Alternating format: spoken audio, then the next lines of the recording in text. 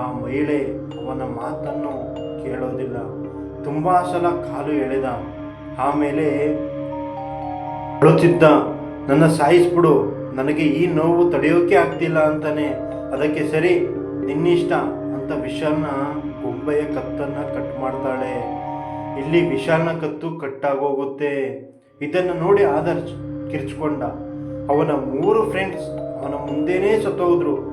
ಅವನು ಒಬ್ಬನೇ ಉಳಿದುಕೊಂಡ. ನೀನು ಸಮರ್ಪಣೆಗೆ ತಯಾರಾಗಿದ್ದೀಯಾ ಆದರ್ಶ್ ಅಂತಾಳೆ. ಗೊತ್ತಿಲ್ಲ. ಆ ಮಹಿಳೆ ಅವನಿಂದ ಏನೂ ಮಾಡಿಸ್ಬೇಕು ಅಂದ್ಕೊಂಡಿದ್ಲು. ಆದರ್ಶ್ ಕೆಳಗೆ ಬಿದ್ದಿರೋ ಚಾಕು ಎತ್ಕೊಂಡು ನಿನ್ನ ಕೈ ಕಟ್ ಮಾಡು ಅಂತಾಳೆ.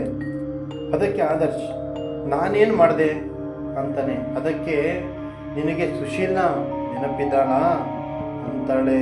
ಇದನ್ನು ಕೇಳಿ ಆದರ್ಶ್ ಹೆದರ್ಕೊಂಡ. ನೀನು ಏನು ಮಾಡಿದೆ ಅವಳ ಜೊತೆ? ಅವಳು ನಮ್ಮ ಮಗಳು.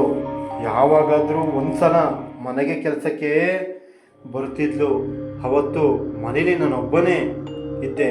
ಆಗ ಅವಳು ಗೊತ್ತಿಲ್ಲದ ನನ್ನ ರೂಮ್ಗೆ ಬಂದು, ಆಗ ನಾನು ಅವಳನ್ನು ಮುಟ್ಟಿದೆ. ಅವಳು ಬೇಡ ಅಂತಿದ್ಲು, ಆದರೆ ನಾನು ಫೋರ್ಸ್ ಮಾಡಿದೆ. ಅವಳು ಆ ಮಾತನ್ನು ಮನೆಯಲ್ಲಿ ಹೇಳಿದ್ಲು, ಆದರೆ ತಪ್ಪು ನಂದೊಬ್ಬನದೇ ಆಗಿರಲಿಲ್ಲ. ಅದಕ್ಕೆ ನಮ್ಮಪ್ಪ ಅವರಿಗೆ ದುಡ್ಡು ಕೊಟ್ಟಿದ್ರು. ಆ ಮಹಿಳೆ ಬೈಯುತ್ತಾ ಹೇಳಿದ್ಲು, ಕೆಲವು ವಸ್ತು ಒಂದ್ಸಲ ಹೋದರೆ ಮತ್ತೆ ಬರಲ್ಲ. ಹಾಗಂದ್ರೆ ಆ ಹುಡುಗಿಯ ಮಾನ ಈಗ ನಿನ್ನ ಕೈ ಕೂಡ ಅದೇ ಥರ ಹೋಗುತ್ತೆ. ಈಗ ಬೇಗ ಕೈ ಕಟ್ ಮಾಡು, ಇಲ್ಲ ಅಂದರೆ ನಿನ್ನ ಕತ್ತು ಕಟ್ಟಾಗುತ್ತೆ. ನೀನು ಪ್ರಾಮಿಸ್ ಮಾಡು. ನೀನು ನನ್ನ ಕೈ ಕಟ್ ಮಾಡಿದಾಗ ನೀನು ನನ್ನನ್ನು ಹೋಗೋಕ್ಕೆ ಬಿಡಬೇಕು. ನಾನು ಪ್ರಾಮಿಸ್ ಮಾಡ್ತೀನಿ ಅಂತ ಅಂದ್ಲು. ಆದರ್ಶ್ ನೆಲದ ಮೇಲಿರುವ ಚಾಕು ಎತ್ಕೊಂಡು